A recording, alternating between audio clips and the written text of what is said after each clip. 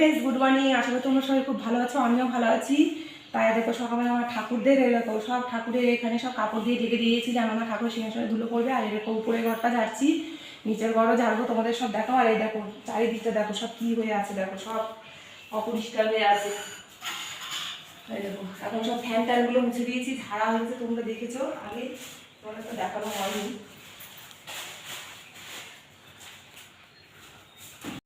তো আমার ঘর ঝাড়া হয়ে গেছে, ঝুল টুল সব ঝেড়ে দিয়েছি।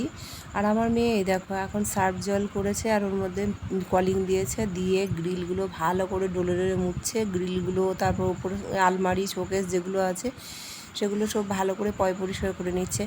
আর জানো তো ঝুল ঝাড়তে গেলে প্রচুর খাটনি হয়, যেহেতু একা মানুষদের আরও বেশি।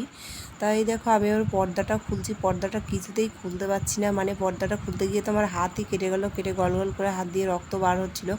মানে তারটা এত টাইট, মানে ওখানে কেবিল লাইনের তারের সঙ্গে আটকানো ছিল বলে আমি খুলতেই পারছিলাম না। তাই দেখো আর এখানে উঠেছি, এখানে উঠে যে অনেকক্ষণ ধরে ভয়ও লাগছিলো যে কারেন্টের তারের সঙ্গে ওইটা লাগানো আছে, যদি শর্ট খায়। তারপর ভাবলাম একটা কাঁচি নিয়ে তারপর ওইটাকে কাটলাম। তারপর এই দেখো এখন উঠেছি নিচের শোকেসে, নিচের ঘরটা ঝুল ঝাড়ছি, মানে উপরের ঘর আমার ঝাড়া হয়ে গেছে, এবার নিচের ঘরে চলে এসেছি ঝুল ঝাড়তে। আর এই দেখো টুল নিয়ে এসে ওর ওপর উঠেছে। আর বাক্সগুলো আমাদের প্রচণ্ড ভারী, যেহেতু এগুলো আমার শাশুড়ি মায়ের বাক্স, আর এর মধ্যে ঠাকুরের বাসন থাকে, সেই জন্য এগুলো খুবই ভারী। তাই দেখো আমার এবার উপরে সব ঝাড়াঝুড়ো হয়ে গেছে। এবার উপর থেকে মানে সামসেট থেকে যেগুলো বার করেছিলাম সেইগুলো এখন সব পরিষ্কার করে নিচ্ছি, যেহেতু গামলা টামলা ঘড়া এগুলো সব ঝুল পড়েছে, এগুলো ভালো করে মুছে পরিষ্কার করে নিয়ে এগুলো আবার উপরে আমি তুলে দেবো। তাই দেখো আর এইটা হচ্ছে আমাদের টিভি, মানে টিভিটা আমাদের অনেক দিন আগে খারাপ হয়ে গেছে। তারপর মেয়েকে বলছিলাম যে বাড়ির উপরে যারা নিতে আসে ভাঙাচোরা তাদের দিয়ে দেবো, মানে ওটাকে ফালতু রেখে টিভিটা খারাপ হয়ে গেছে, ফালতু রেখে মানে আমার ঘর জাম করা। আর যেহেতু ওটা চলে না, খারাপ হয়ে গেছে, আর এখন ওই টিভিগুলো চলেও না, আর আমি এমনিও ওটাকে বিক্রি করে দেবো। তাই দেখো সামসেট থেকে নেমে এবার নিচের যে পড়ার ওয়ার্ডরোব আছে সেগুলোও পরিষ্কার করে নিচ্ছি।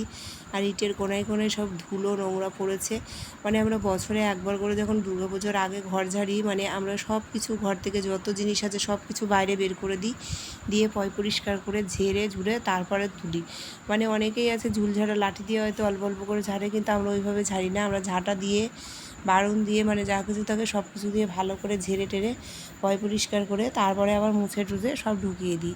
আর যেহেতু বুঝতেই পারছো দেখে তোমরা, দেখো পুরো ঘর সব ফাঁকা করে দিয়েছি, ঘরে কিন্তু একটাও জিনিস নেই, শুধু আলমারি শোকে, সেগুলো যেহেতু বাইরে বার করতে পারবো না একা একা, সেই জন্য এগুলো ঘরের মধ্যে থেকেই করতে হবে। তাই এবার আমার ঝাড়াঝুড়ো সব মানে ঝাঁটা দিয়ে ঝাড়া হয়ে গেছে। এবার একটু আমি এগুলোকে ভালো করে মানে মুছে টুছে নিচ্ছি ভালো করে সার্ফ জল করে। এবার জাজিমটার উপরেও ওই দেখো সব নোংরা পড়েছে, আর জাজিমটা এত ভারী, আমার মেয়ে বলছিল এইটাকে বাইরে বের করে দাও। এটাকে যদি আমি বাইরে বের করতাম তা এটার উপরেই আমাকে শুয়ে পড়তে হতো, যেহেতু তোষকগুলো বাইরে বার করে রোদ্দুরে দিয়েছি, ওইগুলোই যখন ফুলে যাবে তখন বার করতে গিয়ে মানে আমার যে কী কষ্ট হবে তা বলার কথা নয়। দুটো তোষক বার করে দিয়েছি, ওই দুটো আমাকেই তুলতে হবে, যেহেতু আমার মেয়েগুলো পারবে না। তারপরে দেখো আমার ঘর দূর ঝেড়ে দিয়েছে, আর আমার মেয়েকে বলেছি যে দেয়াল আলমারিগুলো ভালো করে মোছ, তা ও উপরের কাজগুলো কমপ্লিট করে এসছে, এবার নিচেরগুলো নিচে শোকেস টোকেস এইগুলো সব ও সার্ফ জল করে করে মুছছে। তারপরে এই দেখো ঘর ঝাড়া হয়ে গেছে। তারপরে পরের দিন সকালবেলায় এই দেখো একটা র্যাগ নিয়েছি, তোমাদের এটাকে আগেই দেখিয়েছি। আর এই দেখো তখন দেখিয়েছিলাম, তখন কিন্তু ফিটিংস করা হয়নি, এখনও পুরো ফিটিংস করেছে। আর এই দেখো যত জামা কাপড় আছে সব এই দেখো গুছিয়ে গুছিয়ে পাট করে এখন ওর মধ্যে রাখবে। আর দেয়াল আলমারিতে এই দেখো পুতুল টুতুল প্লেট যেগুলো ছিল সব মানে সুন্দর করে সাজিয়ে গুছিয়ে আমার মেয়ে রেখে দিয়েছে।